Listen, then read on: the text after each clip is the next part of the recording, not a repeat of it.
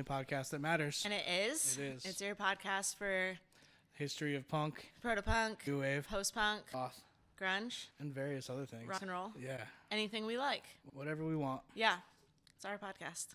Today we're doing the 19 best songs on the album London Calling. This is the most critically acclaimed album by The Clash. The Clash is both of our favorite bands. We both agree this is a perfect album. Yes. So we are going to do the 19 best tracks, not in order of how good they are. Right.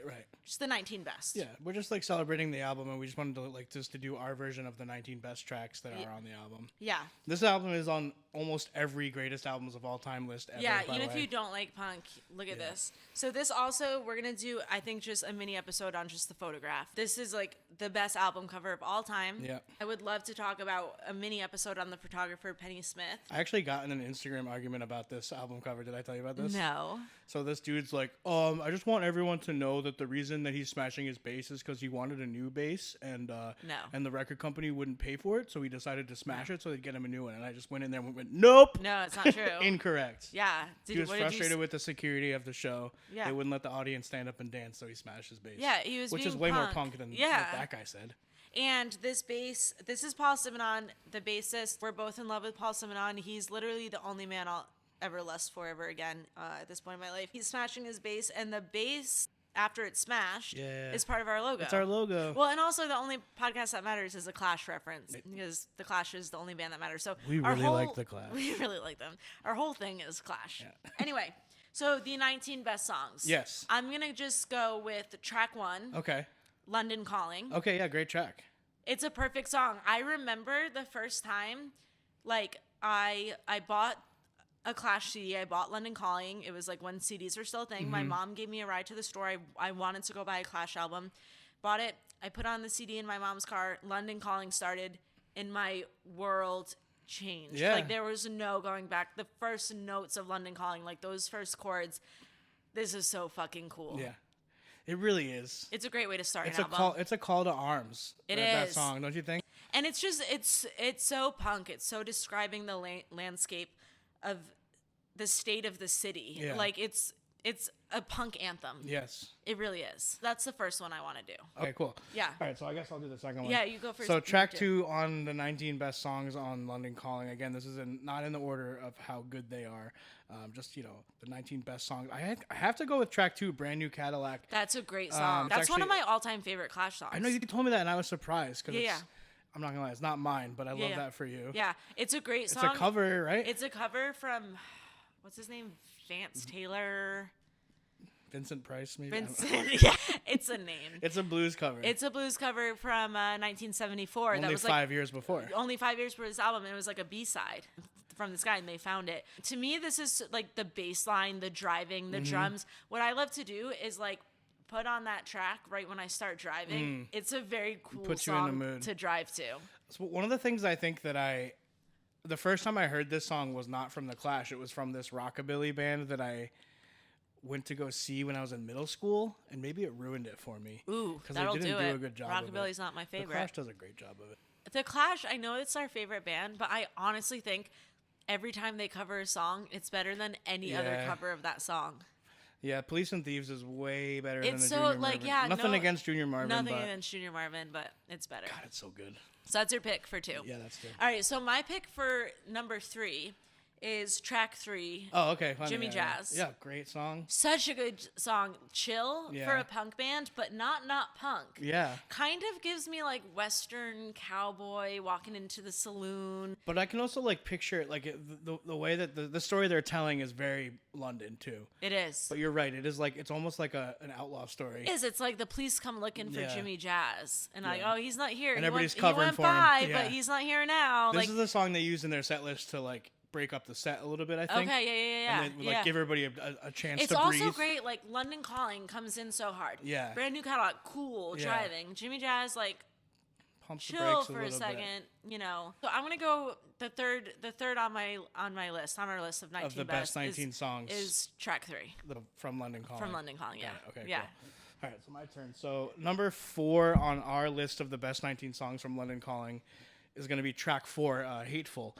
Yeah. And this is a great song too. It's like, I don't know, the whole side 1 of this album like just really paints a picture of like where they're at right now and Yeah.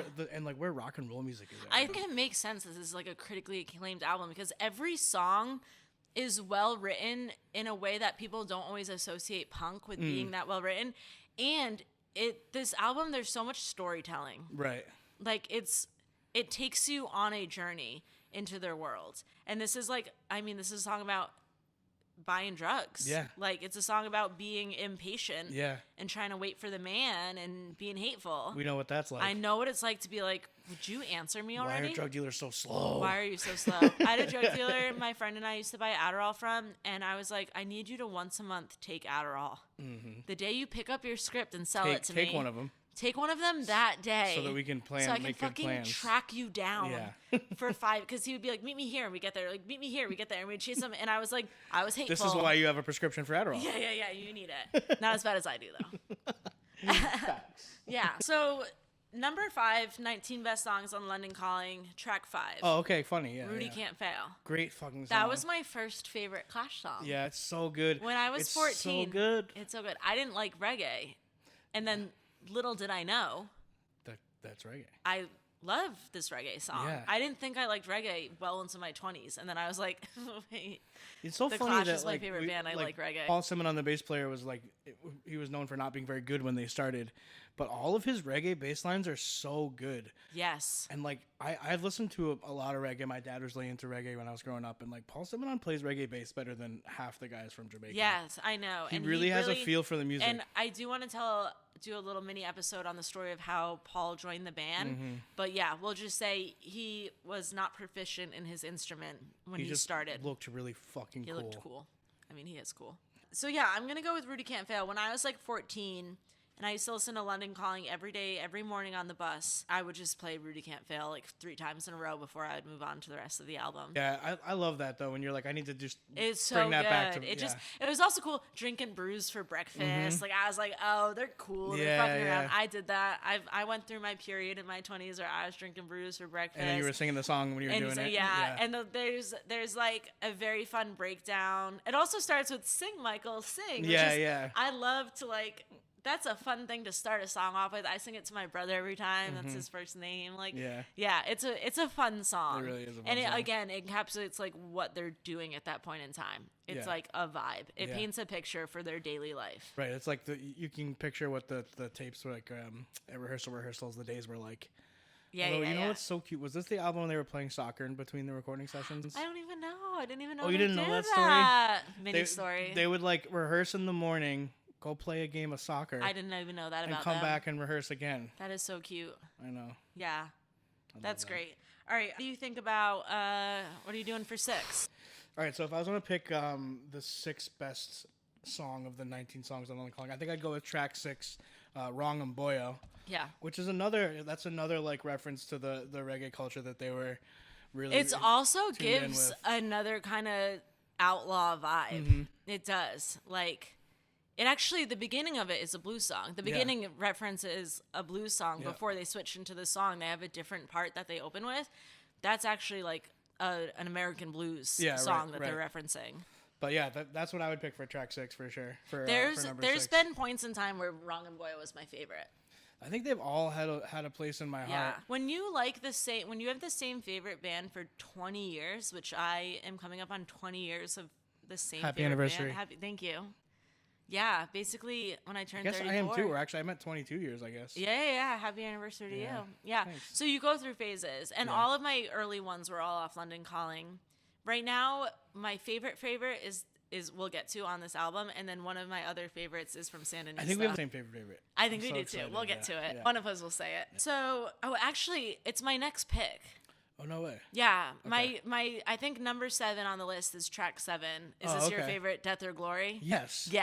I'm so glad you picked that. That's my all-time favorite. It really That's is. The one that's been my favorite the most times or throughout every phase. I also have a favorite this last couple of years of Please On My Back, though. Yeah. Which is I associate as our song. Such a good song. Like, that to me is our song. I love that. But Death and Glory, the drums do what I want drums to do in every time. song. Yeah. It's so good. It's also what I love about the song. What makes it my favorite specifically is the breakdown. Mm-hmm. They have like one kind of different part. They got back into it, and then they have this longer breakdown, like 3/4 of the way through the song. But it's like the intro to it. It's just the intro. They expand into the breakdown. Yes, yeah. And it's so good. And it's so good. Yeah.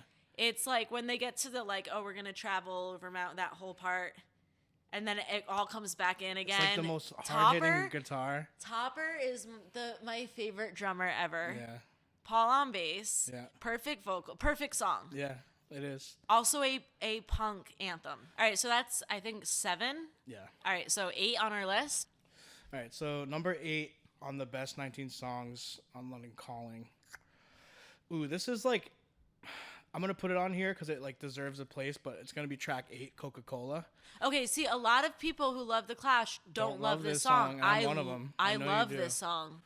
I insist on it being on the list. Okay. Because I play a game, because this is a perfect album. Yes. And everyone who loves The Clash agrees this is a perfect album. Yes. So I play a game if you had to get rid of one track. If you had to. Yeah. It's hard.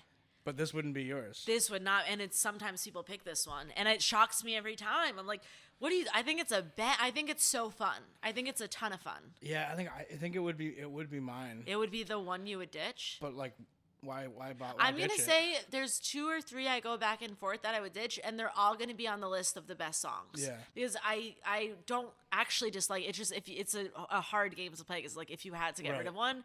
All right, so 9 on our list. The Card Cheat. Okay. This one, I think, is an underrated track, and to be honest, I have skipped. But listen to that song on its own. Just put that song on and think about, it's a very well-written song. Yeah. It's very good. Again, we kind of need to chill out. I think it's nice. It's nice. It's the 9th track on the album, and it's perfectly placed at 9. Right. It's a nice spot for Right. it. I don't think I would like it if it was too early in the album. This is the piano intro, right? Yes. Yes. So I love this song. I think do. it's like the horns and everything like go off. Yeah. I love it. I love all the extra It is production nice on to it. go from Coca-Cola to this like kind of pretty orchestrated. Yeah. So it's got to make the list. It has like the horns that you think like the royal family's coming. Oh weirdly. yeah, real. You know what I mean? Real. It was an interesting production choice, but I'm here for it. I agree. Yeah. Yeah, interesting, and they pulled it off. Yes, and that wasn't necessarily like a given that they were going to pull it off, but it worked. Because The Clash is a perfect band. And that's our number 9 is track 9. Right. Yeah. So then 10 on our list of the best songs on London Calling. I think I'd have to go with track 10, Spanish Bombs. I love Spanish Bombs. Yeah, that's a really good one. Spanish Bombs, I love what they do. They do this on a couple of albums where they do this like broken Spanish. Yeah. That's your favorite. You love that. This is what I love. Because a lot of people are like, they don't know how to fucking speak Spanish. They translated the Spanish so poorly, it makes no sense. And it's some of the best written lines ever. I like that it's broken. It's better than if they said it right, because they're just getting the gist across. Right. And it reminds me that sometimes like your fuck ups and your imperfections can be like the coolest thing you do. Yeah, for sure. Which helps me when I'm doing these DIY projects and I don't edit perfectly or I don't know how to do like we're learning as we go.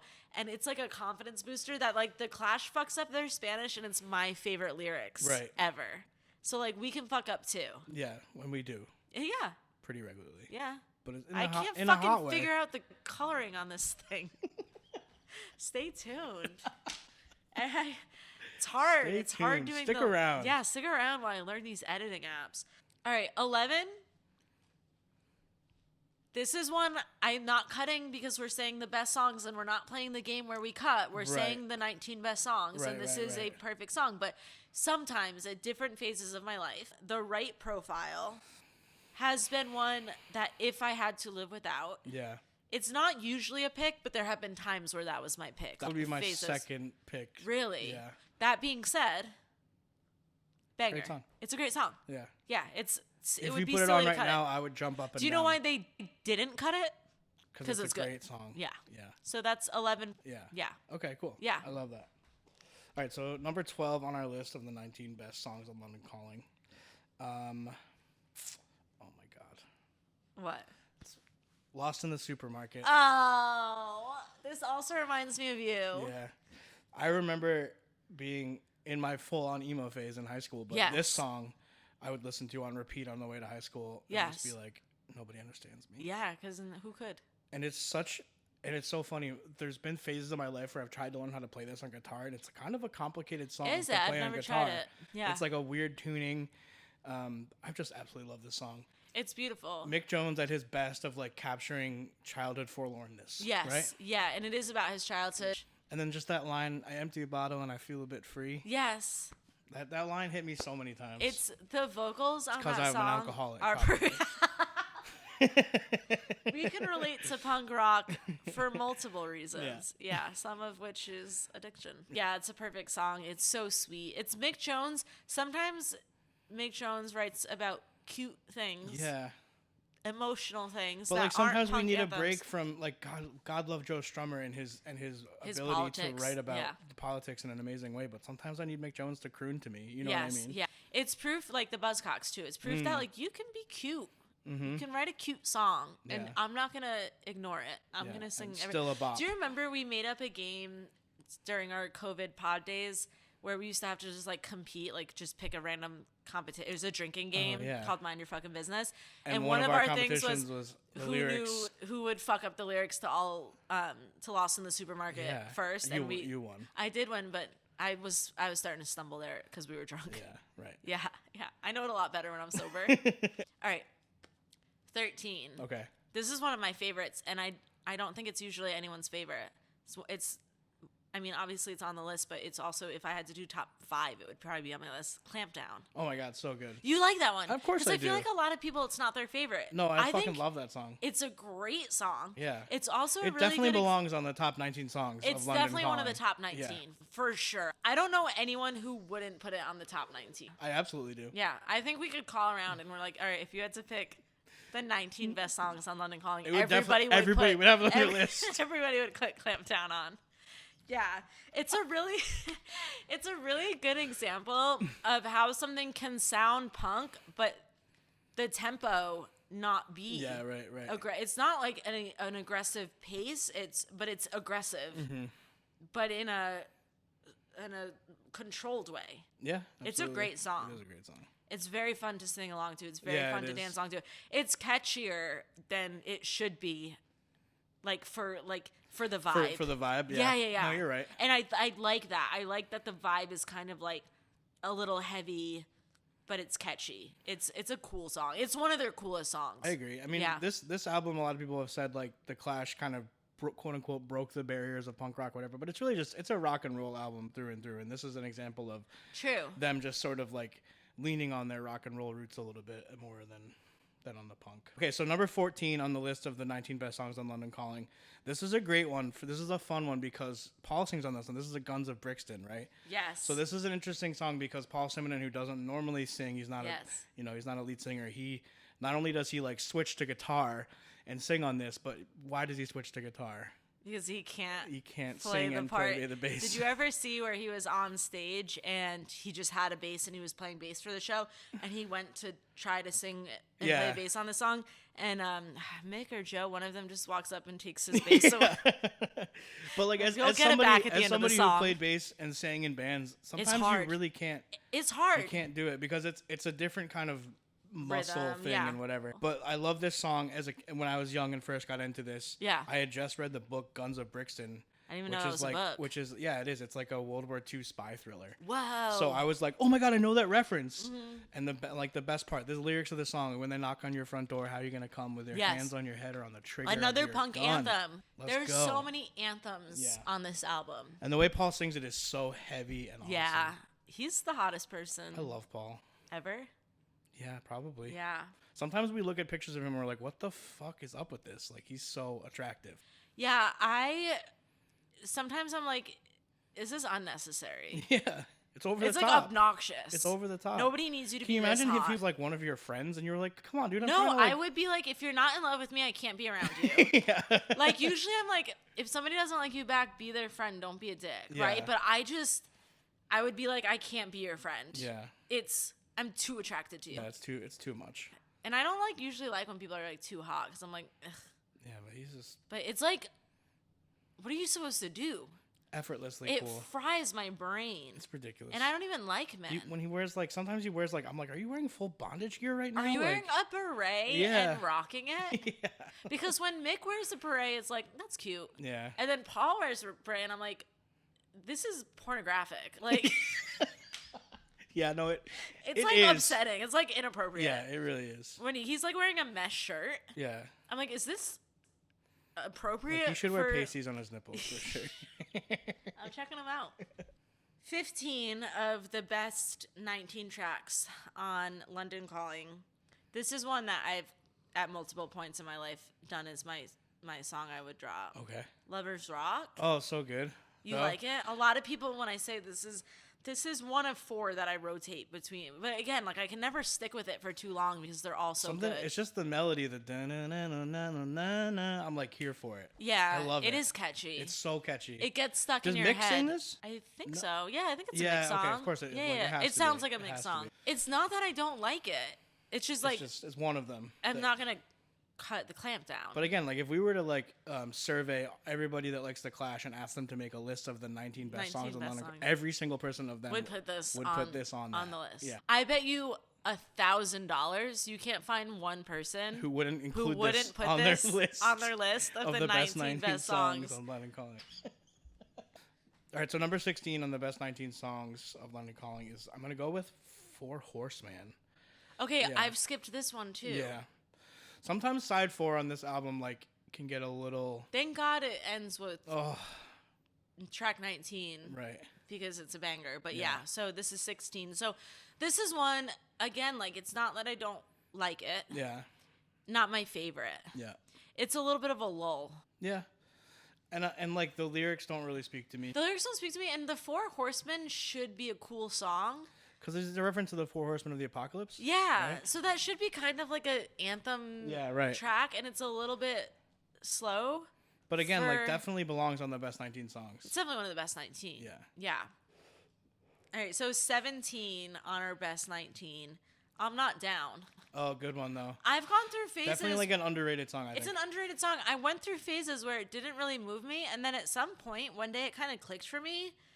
And it's like, it's such a good song when you need it. Mm-hmm. It's such a good song when you are down and you don't want to be down. It is a little bit of that, it's like Get Back Up Again. It's like that song, like Raindrops Keep Falling on My Head, but the Clash version. Oh, I was going to go with Tub Thumpin'. Okay, cool. That works for me, too. Yeah.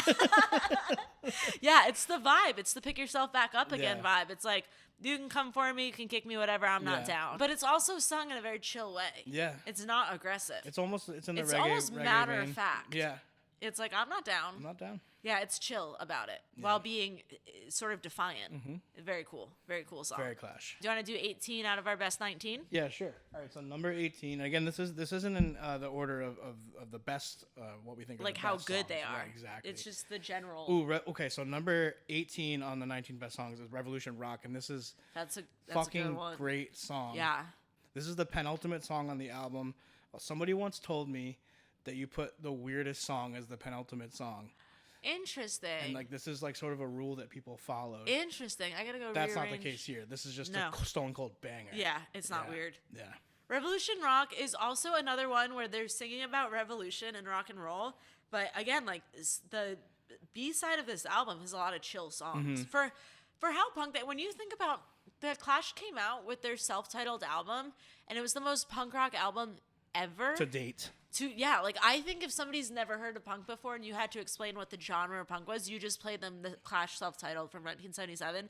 And then 2 years later in 79, they're coming out with this album that has like quite a few sort of relaxed vibes. And it's not like the chillest song ever, but for being a revolution rock, it's kind of a little bit of like a more calm vibe. I feel like they were really flexing their songwriting chops. They are. This is why it's a critically acclaimed album. Yeah. This is proof that like punk can be very well written songs. They can be like objectively good songwriting and still be punk rock. Yeah. This album is also reggae and rock and roll and blues covers, and it's not just punk, but it's always punk while being other things. So 19 out of the 19 best songs is track 19. Oh my god. Train in Vain. Oh my god. This song. It's so good. It's like a dance. It's like one of the danciest songs the Clash ever puts out. It's like a disco song. It is somehow kind of. Yes. Well, I guess it is 4 on the floor. Oh yeah, it is. Yeah. It is kind of. It gives disco vibes. Yeah. Like you dance to this differently than you dance to even their other hits. Yeah. Because this is one of their hits with "Should I Stay or Should It Go," "Rock the Casbah." Right, it's one of the big ones. It's one of their probably top 4 or 5 hits. It's one of the only 4 or 5 songs that was on the radio, and it's the danciest one. And what a way to go out on this perfectly written album, where all 19 songs are amazing. Right. What a great 19th song. What a great 19th on the song album of 19 tracks. Of 19 tracks. It's one of our 19 favorites. But it's so fun to think about. It's so great to think about the bookends of this album being London Calling and then Train in Vain. 2 of their biggest hits. And like also such a different vibe. And yet both like really good energy, good bookends, very different topics. Yeah. Very different styles. I always wonder if Joe and Mick, being the 2 main songwriters and the 2 lead vocalists, right? I always wondered if they like had their favorite songs of their own that they sort of like fought for in the order of the album. Oh, interesting. I wonder if because they that. Mostly were good together, but there was, especially later on, there was a little bit of competition between them in the later years. Yeah. So I never really thought. I've always thought about how they sing on each other's songs. They sing together on some songs. Mick songs are so clearly Mick songs. Joe songs are they mostly sing what they write. They do write for each other sometimes, but it really isn't until the 80s that they start being a little bit competitive. Mick's a little bit more of a diva. Yeah. I don't even blame him. I don't hate. It's baby boy. I know. Yeah. But yeah, I never thought about like their track listing. Well, I wonder. I bet. Like, this is just my imagination, but I bet Mick's like, well, fine, if you get track 1, then I get the last track. Oh, yeah. I'm going to put my banger last. Yeah. Just it's a really good way to get to know the Clash if a first song is a Joe song and the last song is a Mick song. Like, I never thought about that, but we should look through the albums because that's a great formula for them. Right, Like, they should do that every time. Right. I don't think they do, but what a great way to, like, close the book. Like, close the book on that album. At what point in time did you realize there was 2 lead singers? It took me a little bit. It took me like years. Because they're both really hard to understand and they're both super British. And the quality of recording. Not only was like their first album recorded in 77, it's punk in 77. Right. Like it's not high quality stuff. I still to this day don't know every lyric of every Clash song. And I've been listening to them for 20 years. And I read the lyrics to like music. Like it's a thing I do on purpose. Like as part of the writing, thinking about your nerdiness. My nerdiness is the writing. And I'll be singing along and I'll be like, I've just been saying a word that's not a word for 20 years. That's I don't know my what favorite this thing to do. line is. I don't know every word of my favorite bands. Yeah. I know every word to every Lou Reed song. Yeah. I don't know every word to The Clash because I'm like, what are these British punks saying? What are these British motherfuckers? But it took me a long time. I think it took me until I learned how to play Train in Vain and I was really paying attention to the songwriting that I was like, oh, this is a Mick song and that's a different Yeah. And singer. then once you know their voices, like I can't even a little bit. I can tell who's singing what when they're singing together. Right. You can tell who's singing about their voices are very different. Like, Joe is very comforting to me. Yeah. They both are, but Joe makes so me feel safe. And yes. soothed, Yeah. But it did take me a little while when I was younger to realize there was 2 singers because I just thought it was Joe Strummer. Oh my God, I was listening to the cover of Rivers of Babylon with Joe Strummer and Johnny Cash. Do you know what I'm talking about? Yeah. And I was just weeping. You texted me about that recently. Just openly weeping. It's I feel Yeah. so at home in that song, like I wrapped in a blanket. Do you know my favorite not Clash Joe Strummer song is from Joe Strummer and the Mescaleros, Get Down Moses? Oh, that's a good song. I was so convinced for years that was a cover that I spent years looking for it, and instead of going, it's not, I just went, I'll never find the original. I was so sure that after years of like periodically Googling the original, I was like, maybe it just wasn't recorded. Maybe it's just like an old folk song. Yeah. And then one day I was like, oh, this is the original. But I was so sure. It's just such a different vibe from the Clash, and it's so good, but it's so bluesy. Yeah. It's so like American. Well, he idolized American music. American blues. All did. Yeah, they all did. Yeah. I mean, I think Paul idolized reggae more than anything else. Paul was the one who brought reggae and dub into it. Joe openly loved American blues. Mick was more into glam rock than the others, and then Topper was like his history as a jazz drummer. Oh my god, I love that Mick goes into glam. Yeah, he's like very T-Rex vibes. Yeah. I love Mick.